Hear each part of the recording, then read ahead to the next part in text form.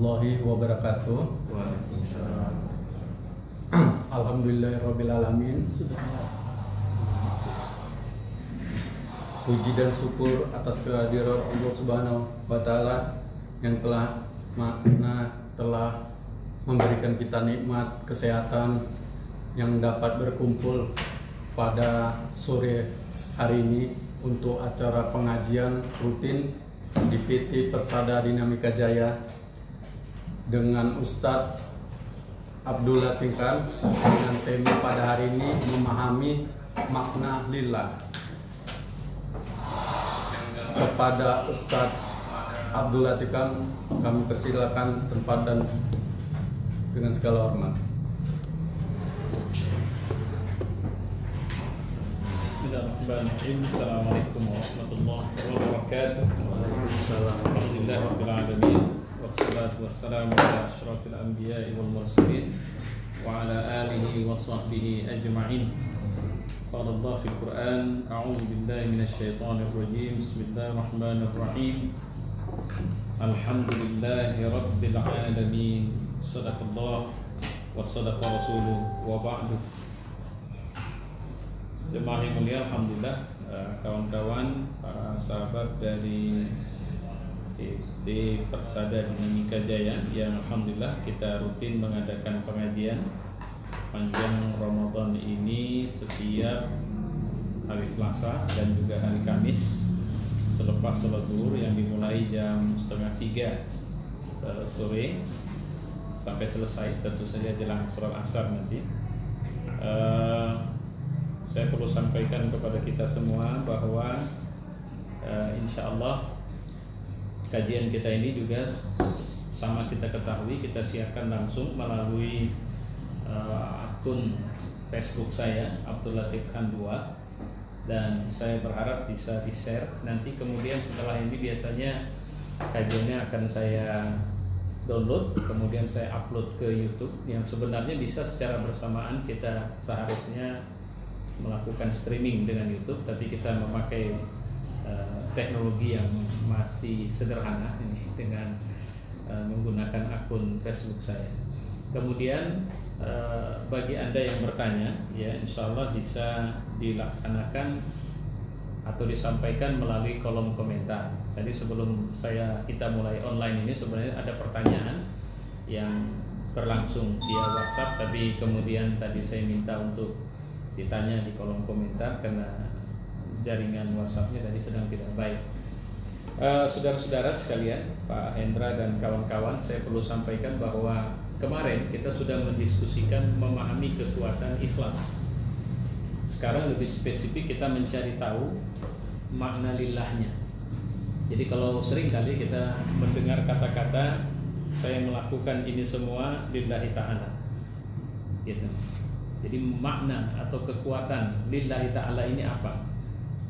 Karena terus terang, kalau kita menjalankan sesuatu tapi kita nggak ngerti tentang apa yang kita jalankan ini juga, saya pikir ini jadi masalah ini nanti.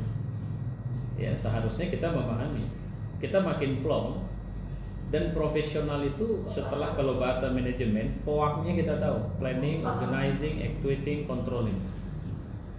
Nggak mungkin kita akan mendrive sebuah pekerjaan kalau kita nggak ngerti planningnya apa, targetnya apa. Perusahaan kita ini kalau boleh dibilang harus melakukan evaluasi. Ya, itu kalau tadi dalam istilah POAK itu, karena manajemen ini macam-macam. Jadi ada evaluasi masuk kategori controlling. Sekarang dengan pandemi COVID-19 tentu kita harus mengkaji atau membahas ulang pencapaian target perusahaan, kira-kira begitu. Nah, demikian juga dalam hidup. Dalam hidup Allah sudah menetapkan yang harus lillah itu inna sholati wa nusuki wa mahyaya wa mamati. Inna sholati ini dibuat khusus nih, nusuk ini peribadatan semuanya. Wa mahyaya kehidupan. Jadi bukan 1 hari 2 hari, sepanjang. Wa mamati dan kematian. Jadi kalau bicara kematian bisa saja misalnya kematian yang real dalam bentuk kematian fisik kita yang kita sebut sebagai meninggal dunia, atau juga kematian macam-macam, kematian karir, kematian kesolehan, berhentinya melaksanakan ibadah, misalnya ibadah ibadah tahajud, tapi kemudian tiba-tiba nggak pernah lagi. Jangan lupa loh, jangan heran kalau ada orang yang bisa dia tidak berdaya tahajud itu berbulan-bulan atau bahkan bertahun-tahun. Dan saya bisa mengatakan itu bisa terjadi karena dari pelajaran-pelajaran dan pengalaman itu karena dampak dosa. Jadi dosa itu sebenarnya menular. Tidak ada dosa yang tidak menular. Ya, kalau kita baca buku yang ditulis oleh Ibnu Qayyim terkait Jawabul Kafi, ya, tentang orang-orang yang bertanya tentang penyakit hati. Jadi apapun, jadi jangan sepele dengan dosa kecil atau besar. Ini kan dosa kecil, nggak ada yang tahu. Jangan lupa, dia meradang. Lebih tepatnya meradang. Ya, kalau dia sudah meradang, ini berbahaya. Jadi kalau dia sudah berbahaya, bahayanya kemana? Jangan perlu saya sampaikan. Apakah orang berdosa tidak bisa sukses dengan capaian-capaian dunia? Bisa. Tapi yang pasti dia tidak akan bahagia. Ada orang yang bisa secara ekonomi, jangankan dia dan anak-anaknya, keturunan yang belum lahir pun bisa dihidupinya ratusan tahun kemudian, kira-kira begitu. Tapi dia kehilangan anaknya. Anaknya bukan anak yang taat, anak yang soleh. Atau dia kehilangan istrinya, maaf cakap dia atau istrinya selingkuh. Padahal kalau dihitung dengan standar material juga sama-sama baik, kira-kira begitu, nggak ada kekurangan. Tapi itu semua terjadi satu hal, apa? Ada dosa yang dibiarkan, gitu. Dan ini akan berdampak pada perilaku ibadah. Ibadah apa? Misalnya sholat dan sebagainya tidak akan dilakukan dengan benar. Jadi kalau sudah dosa itu dilakukan, dirutinkan, dia akan meradang. Dan ada sampai pada tingkat menularkan. Penularan bisa terjadi apa istilahnya? Lebih tepatnya kalau untuk personnya sendiri itu komplikasi. Semula sih yang sakit itu jantung, tapi kemudian muncul paru, muncul ginjal, muncul otak, semuanya. Nah, kira-kira begitu. Tapi penularan bisa terjadi, makanya Islam nyuruh kita untuk berteman itu diutamakan kepada orang-orang yang orang soleh. Karena pertemanan dengan orang-orang yang tidak soleh itu yang saya bilang tadi akan terjadi penularan. Bentuk penularan yang mudah sekali, ya, itu adalah penyakit-penyakit moral. Mungkin kita kemungkaran nggak mau, tapi yang sifatnya moral. Moral ini karena moral ini seringkali ditempatkan pada wilayah pribadi. Maaf cakap misalnya zina, apalagi minum-minuman keras, kungku-kungku yang sifatnya mesum. Kita menganggap itu kan masalah TST. Saya masih ingat dulu waktu saya masih menjadi anggota dewan, tidak sedikit teman-teman saya nggak usah cerita siapa ya, yang asal itu sering terjadi kalau sudah perjalanan dinas, membujuk untuk saya mau bergabung dengan, ya kalau bahasa sekarang bisa saya bilang kemaksiatan yang mereka lakukan. Ada malah seorang ibu yang ngomongnya begini, Ustadz, kita tahu sama tahu aja, saling jaga rahasia, pokoknya kami nggak bocorin. Coba bayangin. Saya melihat betapa inginnya dia untuk kemudian saya masuk dalam komunitas yang waktu itu saya tidak mau ikut dan tidak pernah berhasil, alhamdulillah. Gitu. Tidak pernah berhasil. Berbagai cara, bukan sekali saja. Apa sebabnya tidak pernah berhasil? Karena saya nggak gabung, gitu. Kecuali saya bergabung, berteman, berbincang, terus akhirnya itu yang kemudian akan muncul pembenaran. Nah ini yang saya bilang tadi, dia akan menular. Ya, cepat atau lambat akan terjadi penularan. Kenapa? Karena imunitas kita lemah. Apa yang imunitas kita itu apa? Iman. Iman kita lemah. Makanya Islam itu ngajari kita untuk mencari tetangga, pun harus tetangga yang soleh. Berteman dengan orang soleh. Ada hadis yang mengatakan kalau kita duduk bersama orang-orang soleh, maaf ya, penjual minyak wangi, kita nggak beli, tapi kalau kita duduk dengan pandai besi atau perokok, kalau sekarang orang merokok itu dia tarik, hembuskan. Maaf cakap itu apa ya? Batang rokok itu kan ada bahagian tembakau yang mungkin terbakar tapi meletek istilahnya. Lompat tuh kena ke baju, bolong.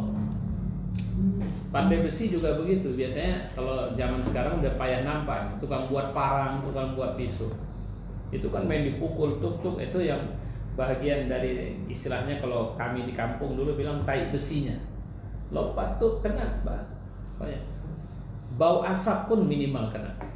Kalau kita berkawan sama orang, duduk sama orang yang apa, yang ya pandai besi atau kerja di dapur tadi. Ini satu. Jadi ini disinilah penjagaan yang penting sekali harus kita pahami. Nah sekarang kita balik kepada cerita kita. Alhamdulillah sudah ada yang menyapa kita dengan Assalamualaikum. Waalaikumsalam warahmatullahi wabarakatuh. Ya, semoga Allah memberkahi semua yang menyaksikan kita secara online. Saya perlu mengingatkan kepada kita semua yang menyaksikan siaran ini secara online, silakan kalau ada pertanyaan yang ingin Anda sampaikan, Anda boleh menyampaikan melalui kolom komentar. Dan saya juga menghimbau untuk men-share, membagikan ini ke halaman wall Anda sehingga bisa disaksikan oleh teman-teman yang berada satu pertemanan dengan Anda di Facebook, insya Allah. Ya, kita juga berterima kasih kepada perusahaan yang memfasilitasi kegiatan Persada Dinamika Jaya. Ya, insya Allah yang memfasilitasi pengajian ini untuk juga bisa disiarkan secara online. Baik, kata lillah ini yang harus kita diskusikan, ya. Jadi kalau kita bicara lillah, ini kan saya sudah mengatakan, kalau ini benar nanti, ya saya pakai bahasa Indonesia saja, ya. Apa yang dimaksud dengan lillah? Kalau diartikan apa secara bebas bahasa Indonesianya bisa diterjemahkan bagi, karena, untuk. Bagi, karena, untuk Allah. Nanti kalau kita bilang kenapa harus bagi, karena, untuk Allah, ya jawabannya adalah karena apa yang harus lillah ini amal. Amal ini bisa ucapan, bisa perbuatan, gitu.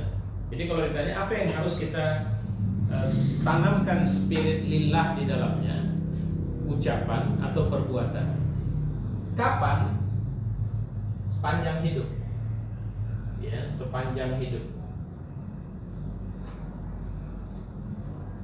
Jadi apa saja yang menjadi ucapan kita, apa saja yang menjadi perbuatan kita harus dimotivasi karena, bagi, untuk. Hingga akan ketahuan, sehingga kalau kita marah sekalipun, kita akan marah karena, bagi, untuk Allah. Bagaimana seorang marah karena Allah, untuk Allah, bagi Allah? Bagi itu ya sama. Ini saya menerjemahkan istilahnya secara bebas saja dulu, ya. Nah ini yang kemudian nanti harus kita cari tahu. Yang penting spiritnya itu. Jadi kalau bicara perbuatan, perbuatan yang lillah, pakai baju, buka baju, makan, minum, interaksi sosial, interpersonal, intrapersonal, dalam komunitas sosial, in group, out group, gitu. Pokoknya semuanya. Ya, bagaimana si A dengan istri, si A dengan anaknya, si A dengan tetangganya, si A dengan saudaranya, si A dengan, pokoknya. Nah, spiritnya adalah spirit lillah. Kalau spiritnya lillah, semua itu mengikut apa maunya dia. Kalau maunya dia siapa? Allah. Maka semua akan disesuaikan dengan ketentuan syariat. Syariat itu apa? Aturan. Aturan yang kayak mana? Aturan yang mengatur agar di semua keadaan itu kita tetap manusia. Sekarang ada banyak orang yang mencoba menghalalkan aturan-aturan yang sebenarnya mendangkalkan kemanusiaan manusia. Gitu. Mereka mendangkalkan kemanusiaan manusia. Mereka mencoba mengeksploitasi untuk mengatakan seakan-akan yang mereka buat juga adalah kebenaran. Misalnya, mereka jual minuman keras, dan mereka menganggap itu kebebasan mencari makan. dan juga punya hak perlindungan yang layak. Oke, kalau mereka mau bicara begitu, harus ada aturan. Anda jual minuman keras di daerah dibenarkan. Kita nggak usah pakai aturan agama dulu.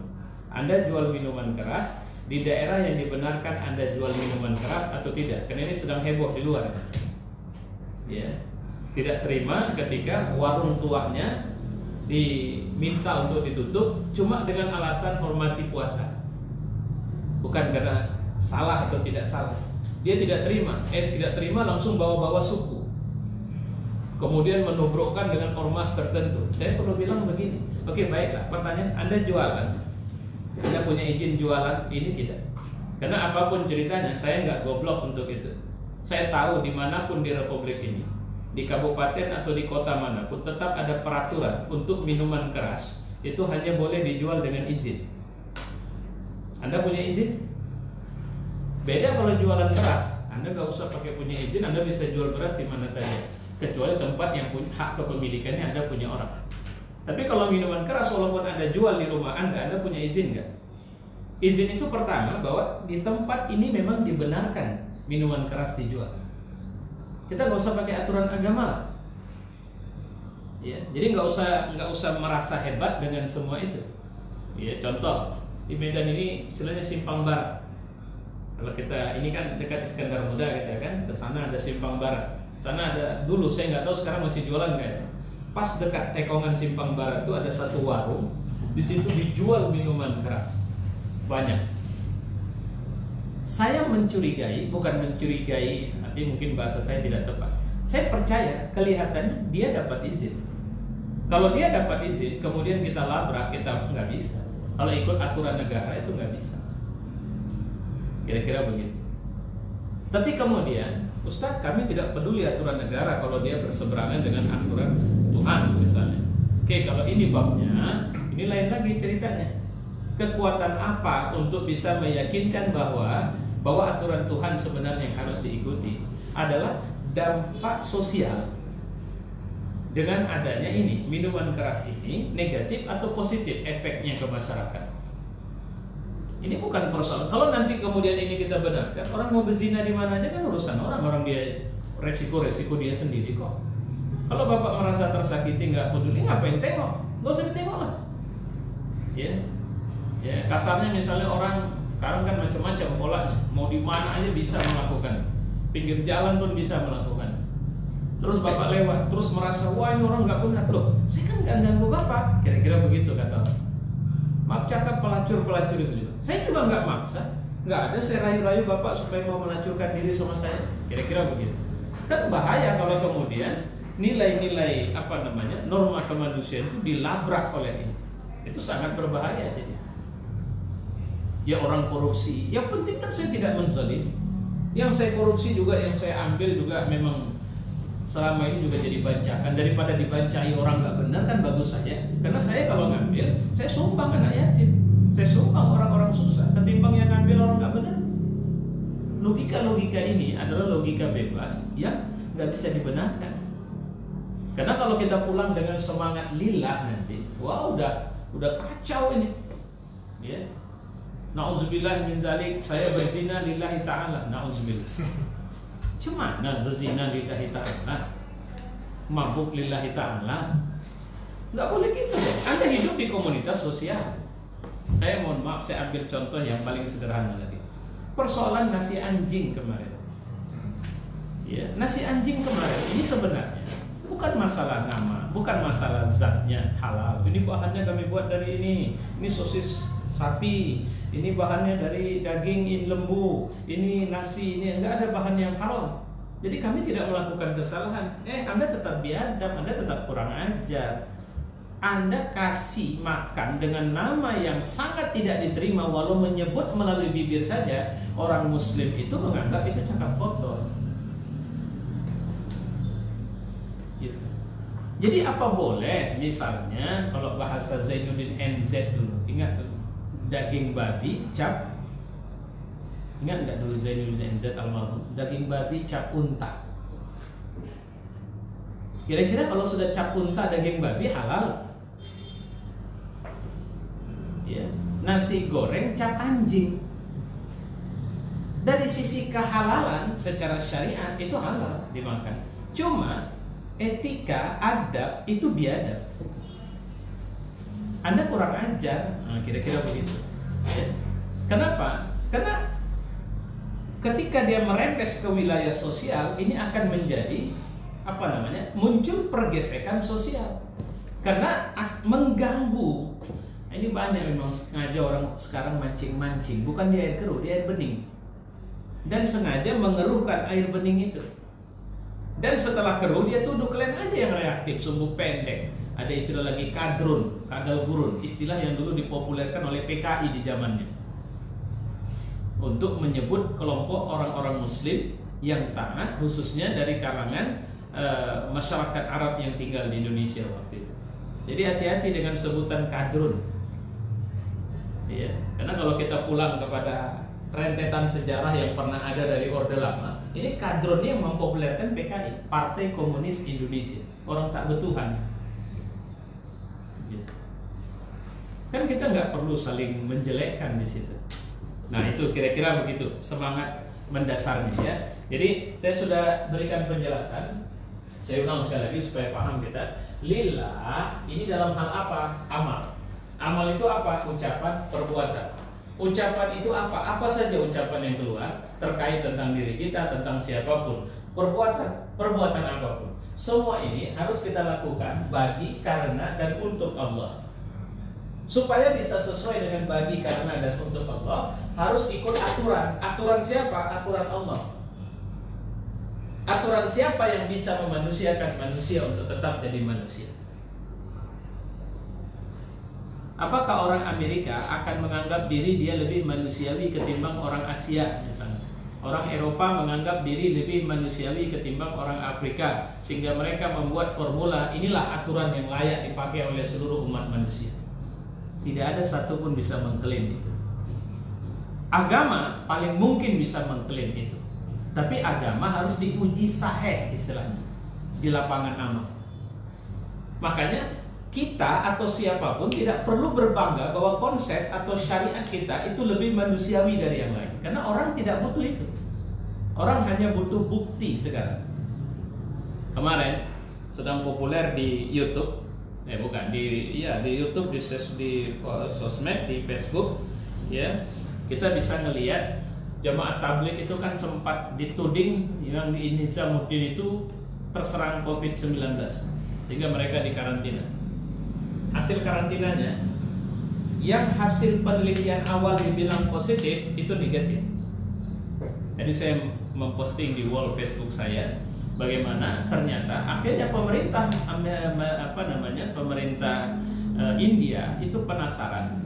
Karena mereka penasaran, jadi melalui pemimpin tabligh di India, sebenarnya pemimpin tabligh seluruh dunia, Maulana Muhammad Sa'ad, mereka minta tolong pemerintah ini ambil darah kami semua. Silahkan tes. Kalau darah kami ternyata setelah diambil negatif, oke, Anda boleh manfaatkan untuk kebutuhan manapun. Mau penelitian, mau apa, silakan. Jadi berapa ratus mereka itu diambil darahnya semua, sampel darah. Kenapa? Munculkan penasaran. Gitu. Karena masalahnya di mana? Mereka memakai aturan untuk menuding, merendahkan, mendiskreditkan orang-orang yang di luar mereka, ya, Muslim khususnya. India kan sedang sampai-sampai ada seorang pengamat mengatakan kasus COVID-19 di India berpotensi akan melakukan genosida terhadap Muslim di India. Walaupun ini tendensius, tapi ini disambut langsung oleh pemerintah India untuk mengatakan India tidak pernah melakukan itu. Karena memang partai berkuasa di India itu partai anti-Muslim dari dulu. Jadi bukan sekedar anti, tapi perilakunya juga kelihatan di lapangan. Ingat kasus penghancuran Masjid Babri di Ayodhya, India. Nah, itu dari partai di waktu mereka belum berkuasa. Jadi orang-orang militan, gitu. Nah cuma di sini kita nggak perlu. Jadi masalahnya misalnya kalau umat Islam, agama, perbuatan kita dihinakan orang Muslim sekarang mana peduli dia mau nasi anjing, maaf cakap nasi babi sekalipun telah halal dimakan, nggak halal aja dia mau makan, apalagi halal. Di mana masalahnya? Ini tadi rendahnya keimanan kita. Apa sebabnya? Salah satunya lapar. Ini makanya ada istilah kadal faqru ayyakuna kufran. Apa baik, saya lanjutkan ya, supaya kawan-kawan kita yang ikut mendengar ini bisa, silahkan Anda bertanya melalui kolom komentar. Ya, insya Allah nanti ada pertanyaan yang bisa kita jawab. Saya langsung menyimak nih yang online ya, bersama kita semua di sini. Ya, kadal faqru yakuna kufran. Kefakiran bisa buat orang kafir. Dengan alasan kefakiran seorang perempuan mau menjadikan dirinya pelacur. Dengan alasan kefakiran seorang mau berganti agama, macam-macam. Di satu daerah saya pernah dengar itu bagaimana seorang muslim dikasih 5 juta per bulan asal mereka pindah agama. Itu sampai ke saya itu. Ya. Saya begitu nyampe, saya juga nggak bisa ngomong. Karena bagaimana tidak tergiur sementara itu daerah umat muslim hidup dalam kemiskinan. Itu duit 5 juta belum tunjangan-tunjangan yang lain. Apalagi kalau dia jadi aktivis dari agama tertentu itu. Dan sekarang ada sekelompok yang tidak memajak kita untuk ke agamanya. Enggak, dia nggak ajak kita. Tapi budaya hidup kita yang dia rubah. Makanya Nabi mengatakan, hatta law dakhalu juhra dabbin tabi'tumuhum. Sampai kalau mereka masuk ke lubang biawak pun tabi'tumuhum. Kalian akan ikut itu. Nah baik, kita pelajari lihatnya. Ada beberapa istilah pengertian dari lillah ini. Pertama, lil milk. Lil milk itu artinya apa? Menunjukkan arti kepemilikan.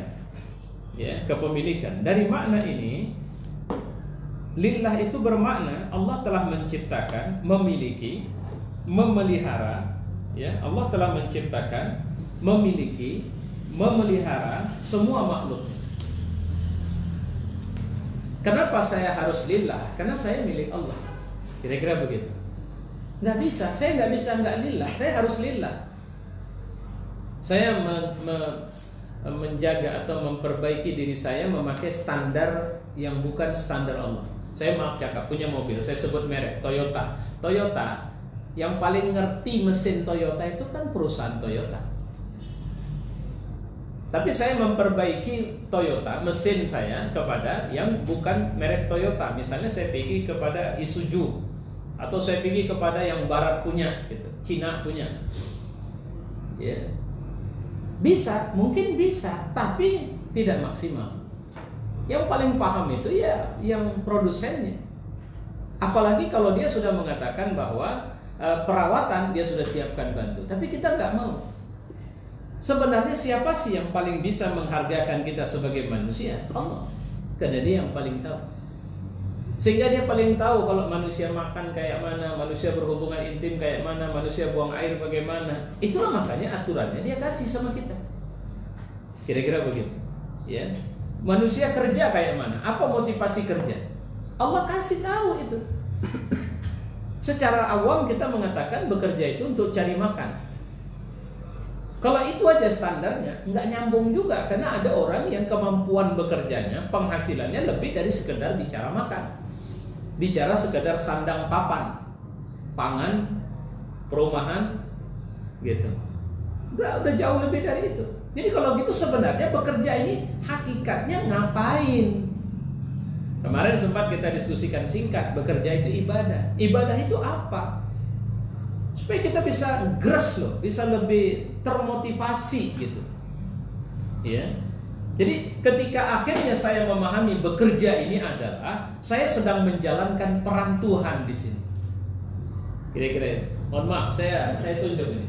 International Palm Oil Mill Service, Turnkey Project, Boiler Service, and Stockist of Boiler Tube, Benteler. Nah, masalahnya, udah paham nggak kita ini apa? Bisa nggak kita pahami bahwa produksi semua ini sebenarnya seharusnya yang kerjakan? Ini mohon maaf, dalam tanda petik Tuhan yang kerjakan. Coba Tuhan kasih sama kita, yang ini kalian saja kerjakan. Aku mau tunjukkan kelas kemampuan kalian menjalankannya sesuai dengan standar aturan yang aku buat. Kalau pakai bahasa provokatif saya bilang, buat seakan-akan yang mengerjakan ini aku. Gitu. Mampukah kalian bisa melakukan pekerjaan seperti aku yang seharusnya mengerjakan? Pertanyaannya, apakah ada kata gagal pada Tuhan? Mungkinkah Tuhan akan mengerjakan sesuatu dan sesuatu itu gagal? Oh, ini proyek gagal Tuhan. Iblis adalah proyek gagalnya Tuhan. Setan adalah proyek gagalnya Tuhan. tapi Tuhan tidak berdaya untuk mengendalikannya sehingga membiarkan setan hidup. Apa kira-kira begitu cara berpikir kita? Enggak dong. Maka Nabi pernah mengatakan, antum a'lamu bi umuri dunyakum, kalian lebih tahu urusan dunia kalian. Coba pahami ketika pernyataan ini disampaikan kepada kita, ini kan bicara tentang spesialisasi ilmu, kapasitas, kompetensi, skill, keahlian, ya. Dari sini sebenarnya nanti kita bisa melihat bahwa ternyata kalau kita mau jujur, begitu, kalau kita mau jujur, tidak ada sesuatu pun yang kita kerjakan dengan lillah itu yang tidak akan dibantu oleh Allah Subhanahu wa taala. Ya, tidak ada sesuatu pun. Semua yang kita kerjakan dengan lillah itu akan disupport oleh Allah, karena Allah menyertai perbuatan itu. Nah, jadi kata lillah ini jangan memimpikan atau menghayalkan seakan-akan janji Allah itu sesuatu yang diangan-angan di langit sana, nggak terjangkau. Lillah ini hanya mendinginkan kita supaya untuk jangan protes jika terjadi sesuatu masalah. Enggak. Lillah ini profesional. Cuma yang harus kita pahami, karena kita dan semua ini milik Allah, maka kita harus lakukan sesuai dengan standar yang Allah suruh. Nah, kira-kira gitu memahami. Oke ya, itu pertama. Yang kedua, menunjukkan arti berhak, lil istihqaq. Dari makna ini, Allah lah yang paling berhak menjadi tujuan segala urusan. Kenapa saya menikah? Karena Allah. Kenapa? Karena Allah. Karena Allah suruh saya. Kenapa Dia suruh saya? Karena nikah ini bermanfaat untuk saya. Jadi kalau ada teori dalam quantum learning itu ambak, cobalah mulai berbuat dengan pertanyaan, apa manfaatnya bagiku? Itu ambak. Ya, itu dalam teori quantum teaching, quantum learning, dia ada itu. Nah, itu dikembangkan. Apa manfaat ini bagi? Ya, kan Allah tidak suruh kita mengerjakan yang tidak keahlian kita. Saya terus terang, Pak Hendra misalnya, Ustadz, saya mau tempatkan Ustadz di divisi teknik di perusahaan saya. Ustadz, saya minta tolong kendalikan teknik, misalnya saja operasional marketing. Tahu apa saya? Kalau itu dikerjakan Pak Hendra tidak lillahi ta'ala kalau gitu. Dia bilang, enggak Ustaz, saya lillahi ta'ala, saya dalam rangka membantu Ustaz ini. Kenapa? Karena saya lihat Ustaz butuh apa semua, jadi saya bantu, saya kasihlah Ustaz untuk memimpin divisi. Tidak, salah, itu bukan lillahi ta'ala. Kalau Anda lillahi ta'ala, Anda harus mengambil orang yang memiliki kompetensi di situ, skill di situ. Kita mau bantu orang, hari-harinya tukang lontong, tapi kita bantu dia untuk narik becak. Nyambung nggak? Bapak mau saya bantu? Mau. Tapi terus terang, mohon maaf, jangan teruskan dagangan lontong, karena dagangan lontong Bapak nggak laku. Maka saya suruh Bapak, karena Bapak punya tenaga masih cukup, saya belikan becak, Bapak narik becak. Nggak nyambung itu. Kalau persoalannya, keahlian Bapak apa? Saya jualan lontong. Kalau gitu, saya akan supervisi, saya akan bantu. Saya akan dampingi. Oh, ini Bapak masalahnya setting tempat jualannya kurang bagus. Cek makanan. Oh, ini rasa ini harus ditingkatkan. Cek marketing, marketingnya kurang bagus nih. Oke, kita buat, kita benahi, kita olah, dan sebagainya. Itu baru namanya bantu. Kenapa? Skill dia di situ. Ya, Ustaz, saya siap bantu Ustaz. Apa ini? Saya mau broadcast semua. Ini kan bahagian dari itu. Saya mau broadcast. Insya Allah saya akan support Ustaz supaya dakwah Ustaz bisa didengar oleh semua orang di muka bumi. Saya akan mencoba mencari translator. Misalnya di ceramah Ustaz kita buat, kemudian ada translate berbahasa Inggrisnya, berbahasa Arabnya, supaya orang semua dengar. Itu baru betul. Ustaz, saya mau bantu Ustaz, tapi Ustaz jadi pimpinan perusahaan saya. Perusahaan apa ini? Perusahaan ternak ayam. Wah, apa urusan sama saya ternak ayam? Nah, kira-kira begitu. Ya, jadi kenapa kita melakukan semua ini? Ya, jawabannya kembali kepada bahwa pelaksanaan daripada lillah itu yang berhak ini Allah. Kalau Allah yang berhak, apa mungkin kita harus menghadapkan kepada Allah dengan kualitas pas-pasan? Apa layak kita bilang sholat kita lillah sementara kita patok ayam? Apa layak kita bilang kerja kita lillah tapi sementara akibat atau proses kerja kita malas-malasan, kita korupsi? Masa korupsi lillah? Kira-kira begitu. Nggak bisa dong. Tapi Pak Ustaz kalau nggak begini, nah itu yang harus kita buang, prasangka. Kalau bahasanya waham, setan itu memunculkan waham sehingga membuat kita takut untuk menerapkan sistem yang lurus dan benar. Gitu. Baik, itu yang kedua. Yang ketiga, lil ikhtisas, menunjukkan makna kekhususan. Ya, artinya Allah yang menjadi objek sembahan utama dalam beraktivitas. Tagline-nya walking only to Allah. Walking only to Allah. For Allah. Ini karena Allah. Tidak ada yang saya buat kecuali untuk Allah. Khusus. Kenapa aku mencintaimu wahai istriku? Karena Allah. Maksudnya karena Allah menyuruh. Kalau kau tidak mau ikut apa kata Allah, Allah akan marah sama aku. Loh, apa akibatnya kalau Allah marah? Aku nggak masuk surga nanti. Aku nggak bahagia dalam hidup. Apa buktinya? Saya tergolong orang yang tidak romantis di rumah. Tapi saya paling nggak bisa sebenarnya kalau saya tidak bicara sama istri saya. Karena orang yang paling dekat sama saya dalam hidup saya adalah istri saya. Kalau sempat satu hari saja saya merajuk, yang rugi itu saya. Kenapa? Karena saya akan kesepian sekali. Walaupun anak-anak saya bercengkerama dengan saya, tapi saya merasa sangat sendiri. Makanya saya nggak bisa kalau udah merajuk, harus ada sesuatu yang kalau bahasa bebasnya merajuk tadi harus saya selesaikan. Apa sebabnya, kenapa, bagaimana jalan begitu. Karena saya tak bisa. Iya. Nah, lihatlah betapa ketika saya keluar dari maunya Allah, kan merugikan saya. Itu bicara saya berhubungan sama istri saja. Ya, baik, itu yang kedua. Yang ketiga, yang keempat, menunjukkan motif utama. Dari sini maknanya Allah menjadi motif utama dalam beraktivitas. The final goal of all purposes is Allah. Saya kemarin perusahaan kita ketika Pak Endra bilang sudah ikut event-event internasional dalam rangka apa? Go international. Pertanyaannya, kenapa final goal is Allah? Tujuan utamanya Allah. Semua dari yang saya buat ini Allah, kira-kira begitu. Ini bangunnya apa? Karena Allah jadikan kita khalifah fil ard, bukan khalifah di Medan. Kalau khalifah fil ard itu artinya kita harus action kita harus membangun jejaring besar sehingga bisa nggak kita berdaya untuk tidak hanya pada usia nominal kita, tapi usia intris saya agak lupa menyebutkan. Usia yang melampaui batas usia hidup kita. Si A hidupnya 40 tahun, tapi dia seperti contoh Imam Syafi'i kabarnya 42, dia bilang 52 tahun, tapi ternyata manfaat dari usianya itu sampai sekarang ribuan tahun kemudian masih dirasakan oleh Imam Al-Ghazali seperti itu. Banyak tokoh-tokoh besar Islam yang bahkan kita masih belajar membaca buku-bukunya, ya. Itu yang patut kita perhatikan. Jadi, kenapa final goal Allah? Jadi, yang keempat yang bisa kita pahami motif. Kenapa Anda berambisi kali untuk kaya? Motifnya. Jadi bukan masalah Allah larang, enggak ada. Qul man harrama zina. Coba periksa apa ada yang dilarang Allah. Allah tidak larang kepada Bani Israel kecuali mereka yang mengharamkan kepada diri mereka sendiri, atau mereka berbuat salah dengan sesuatu itu, maka Allah haramkan itu.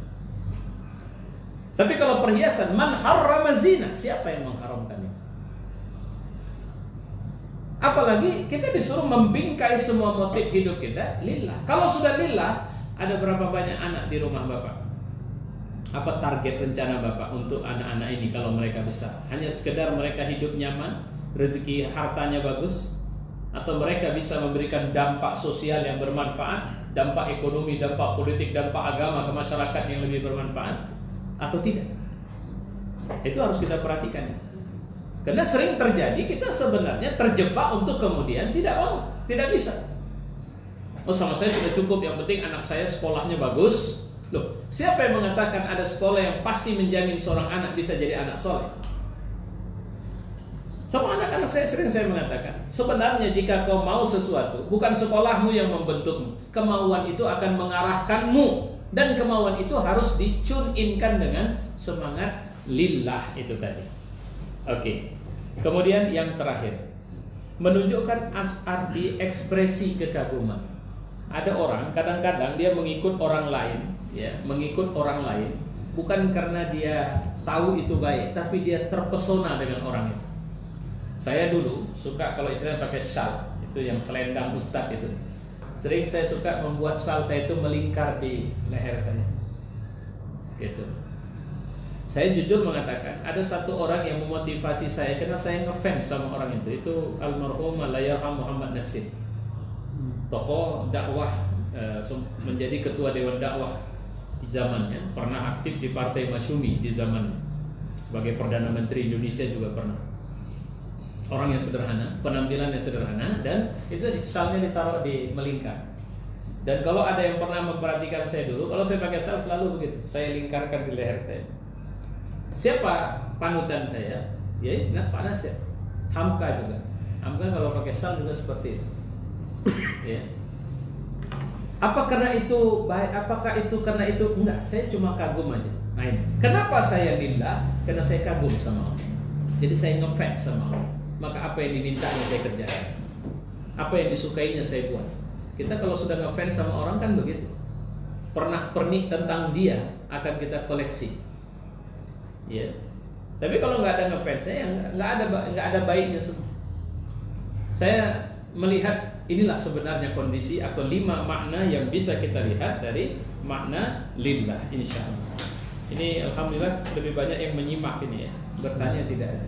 Ini mungkin dari sisi kajiannya mungkin cenderung ilmiah. Nah, tapi nanti boleh diulang-ulang. Sebenarnya ini rahasia kekuatan yang sedang saya sampaikan. Jadi kalau kemudian nanti kita bisa memahami ini, insya Allah jangan takut. Aturan Allah tidak ada yang buruk untuk kita. Cuma di mana kekalahan dan kelemahan kita, kita belum sanggup dan mampu mengeksplorasi kekuatan aturan Allah dalam urusan hidup dunia kita. Hari ini umat Islam hanya berdaya di bidang ibadah, peribadatan. Aku dan Tuhan, belum aku dan lingkunganku, manusia, binatang, tumbuhan, alam, belum ke situ. Ternyata di seluruh dunia muslim belum bisa kita bilang terdampak positif untuk bisa menerapkan nilai-nilai Islam. Kemarin dalam rangka kasus Covid dari Swedia, Turki akhirnya mengirimkan jet pesawat khususnya untuk menjemput 5 warga negaranya yang tidak dirawat baik oleh pemerintah Swedia karena kasus Covid-19. Itu fenomenal. Mau-maunya negara jemput 5 warganya pakai jet khusus yang positif Covid untuk dirawat di negaranya karena di negara lain tidak. Ini saya jadi teringat waktu di salah satu masa kekhalifahan ada seorang warga negara muslim di negara Romawi yang diperlakukan zalim, maka langsung mendapat sambutan dari negeri muslim. Jadi bukan harus dia siapa dulu, tapi dia warga negara, maka dia dapat perlakuan khusus. Ini kenapa? Karena memang beginilah seharusnya. Seorang yang mendapat perawatan, perlindungan, apalagi orang-orang lemah, itu langsung berada. Sebenarnya kalau kita buka Undang-Undang Dasar 45 sebelum amandemen, saya udah angkat dari itu cukup syar'i. Orang miskin dan anak-anak terlantar dilindungi oleh negara, dipelihara dan kalau nggak salah begitu ya bahasanya, dirawat, dipelihara dan dilindungi oleh negara. Nggak boleh ada orang pengemis pinggir jalan. Mereka harus dimanjakan oleh negara.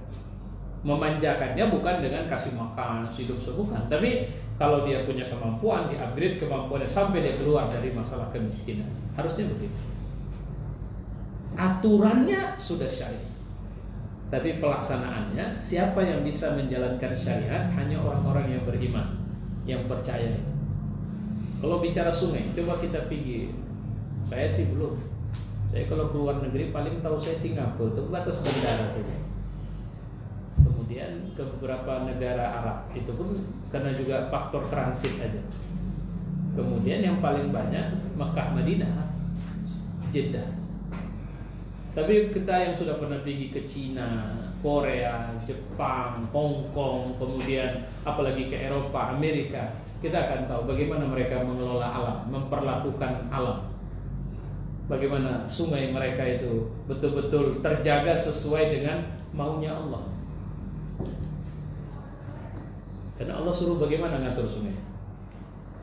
Ya, Bapak mungkin pernah. Kalau saya yang satu yang menarik, saya Istanbul. Istanbul itu kan tepi laut, Selat Bosporus.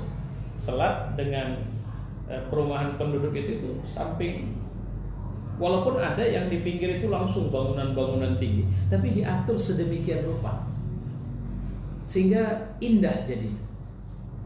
Di Italia ada Venezia, ya, kota sungai, yang orang transportasinya, tapi lihat indah. Nah, kalau kita di sini buat itu sungai dili pakai sampah, nah habis bukaan itu. Ya, saya pernah dulu naik kereta api dari Jakarta ke Bandung tahun 90-an. Saya naik di kelas eksekutif. Eksekutif kan standarnya cukup. Saya sampai bilang, ya Allah, kenapa waktu itu saya ngomong begitu? Saya waktu itu dalam perjalanan dakwah ditekawani oleh kawan-kawan dari satu perusahaan BUMN. Kenapa nggak ada di Medan kereta api kayak begini? Ada 3 orang yang nemenin saya, mereka tertawa terbahak sampai saya bingung.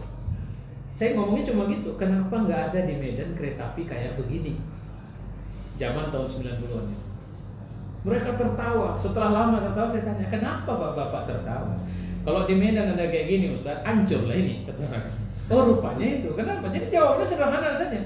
Kenapa? Karakter kita belum karakter orang beriman. Jadi kita punya keimanan, tapi belum mewujud nyata dalam kehidupan keseharian kita.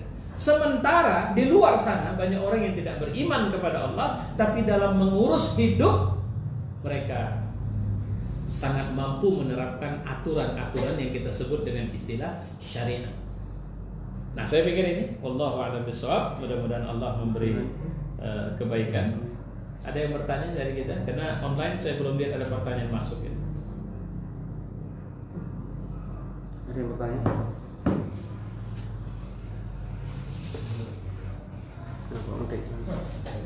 Cukup? Atau bingung? Masih mencerna. Nanti Bapak boleh cerna lagi setelah ini, lihat lagi. Silakan. Kasih tahu sebelumnya ini masalah lillahi ta'ala tadi. Jadi ini sekarang masih kurang bisa dikatakan ini bisa juga. Karena gini, kata lillahi ta'ala sekarang terlalu sering kadang digunakan dalam arti suatu perkataan yang nggak mungkin kalau mungkin saya bilang katakan dalam arti berteman, ada bertanya temannya bagaimana mengenai suatu perbuatan, contohnya perbuatan yang mau katakan bisa dilakukan dalam arti bukan kata lillahi ta'ala itu bagaimana perbuatan dalam arti ingin mengakui sesuatu, contoh kita bilang tadi. Ya, baik, saya ulang. Lillah itu bukan kerja mulut. Lillah itu kerja hati yang diimplementasikan dalam perilaku langsung. Jadi bukan mulut yang lillah. Jadi cuma ini, saya lillahi ta'ala kok. Saya ulang sekali lagi, bukan itu. Lillahi ta'ala itu akan terwujud nyatakan dari pekerjaan. Apa indikasi seorang lillah? Dia tidak tergantung cuaca. Ada, tidak ada pujian, dia tetap kerjakan. Dicaci sekalipun dia tetap kerjakan. Saya boleh ceritakan, Bapak mungkin pernah punya pengalaman ngasih makan anak, tapi biasanya istri kita. Anak kita kalau masih sedang baru bisa berjalan itu nggak bisa di tempat tuh, dikejar ke sana kemari. Kadang ngasih makan tuh sampai udah dan buangkan ke mulutnya. Itu masih lumayan. Ada yang anak kita tempelengkannya piringnya. Setelah tempelengkannya apa yang kita lakukan? Kita gebukin itu sampai pingsan. Kan enggak kan? Kita paling ini kok udah. Kenapa kita tidak marah dan melumpahkan kemarahan? Karena kita lillah. Dan tetap masih akan ngasih makan, tetap. Anak bayi kita buang air, buang hajat, buahnya kalau bahasa kampungnya setapruk. Maknya tetap saja, uminya tetap saja, ya dibersihin. Habis dibersihin di di sabun, dikasih minyak wangi, sehingga dia wangi lagi dan diciumi. Padahal baru berapa menit yang lalu joroknya luar biasa, baunya luar biasa. Kenapa dia mau melakukan itu semua? Lillah. Nah, kira-kira ini memahaminya begitu. Saya percaya apa yang saya sampaikan tidak langsung bisa diserap. Nanti lepas ini silahkan, nanti saya share setelah saya download, saya upload balik ke YouTube. Bapak nanti saya share linknya. Nanti malam boleh didengar sambil geletak. Itu lebih mudah menyerap. Karena yang saya sampaikan ini pesan luar biasa. Saya bukan mengatakan saya hebat, bukan. Tapi pesan yang saya sampaikan ini, masya Allah, ini luar biasa. Ya, ini bagus. Baik. Lillah ini apa dia sama dengan berserah diri gitu? Lillah ini secara sederhana, saya tadi pertama saya mengatakan yang punya hak, pemiliknya, ini yang paling utama. Dua, siapa yang berhak atas diri saya? Allah. Siapa yang memiliki diri saya? Allah. Saya mau apa? Saya mau hebat. Siapa yang paling paham saya bisa hebat atau tidak? Allah. Siapa yang paling ngerti saya bisa sukses atau tidak? Allah. Kalau gitu saya ikut dia. Tadi saya mengilustrasikannya dengan kendaraan. Kalau saya punya mobil Toyota, saya servis ke Isuzu atau saya servis ke Honda, nyambung nggak? Bisa diservis? Bisa, tapi tidak optimal. Karena Toyota punya sistem atau standar untuk bagaimana perawatan mobil saya bagus. Jadi tidak ada kemauan yang kita punya kecuali itu pasti bersesuaian dengan maunya Allah. Cuma yang belum nyambung sekarang ini, kita yakin nggak maunya Allah itu cocok untuk kita? Atau maunya kita pasti direstui Allah? Kalau saya nggak ikut maunya Allah, kenapa rupanya? Itu yang saya bilang tadi, akan muncul goncangan yang memunculkan dampak negatif bagi kehidupan kita, maksimal dalam kehidupan akhirat kita. Kira-kira begitu. Agak berat memahaminya, saya bilang ulangin. Insya Allah nanti kalau sudah diulangi dapat ini yang sedang saya sampaikan. Saya bilang ini kekuatan. Kalau sudah begini cara kita hidup, masya Allah, kita menjadi orang yang enjoy every time. Kita akan senang di semua keadaan, ceria selalu. Ya. Jadi perhatikan seorang anak kecil. Apakah seorang anak menuntut harus tinggal dan dirawat di rumah orang tuanya yang kaya raya? Tidak. Coba tes seorang anak yang lahir di keluarga miskin papa, bawa ke rumah orang kaya yang punya rumahnya ada ruang bermain. Saya mau tanya, apakah anak ini betah di situ? Pasti. Tapi syaratnya satu, orang tuanya ada di situ. 1-2 hari mungkin dia akan senang bermain, tapi hari ketiga dia mulai melirik mana orang tua. Padahal orang tuanya orang tua susah.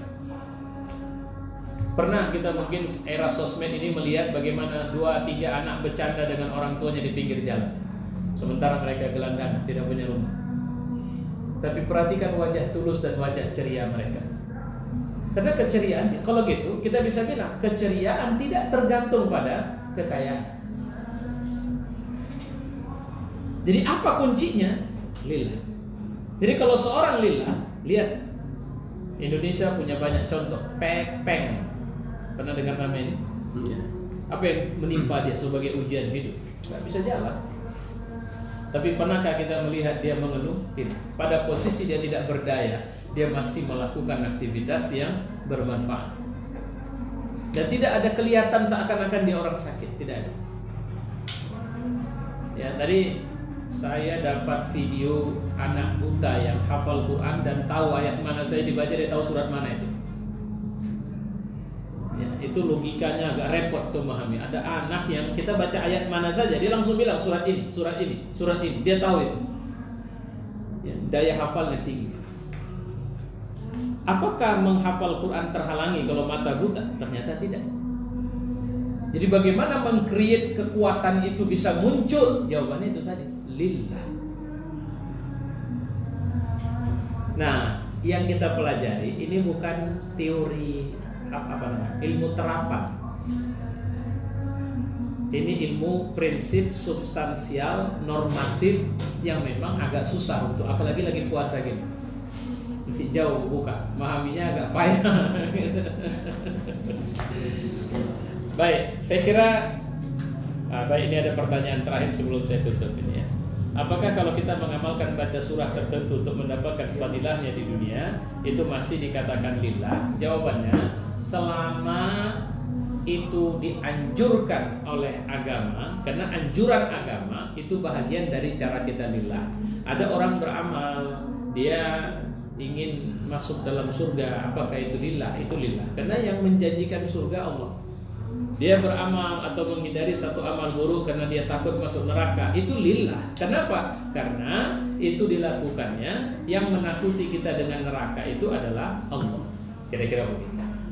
Baik ya, insya Allah ada manfaat dari pertemuan kita. Kita sudahi dengan hamdalah. Alhamdulillahirabbil alamin. Wassalamualaikum warahmatullahi wabarakatuh. Waalaikumsalam.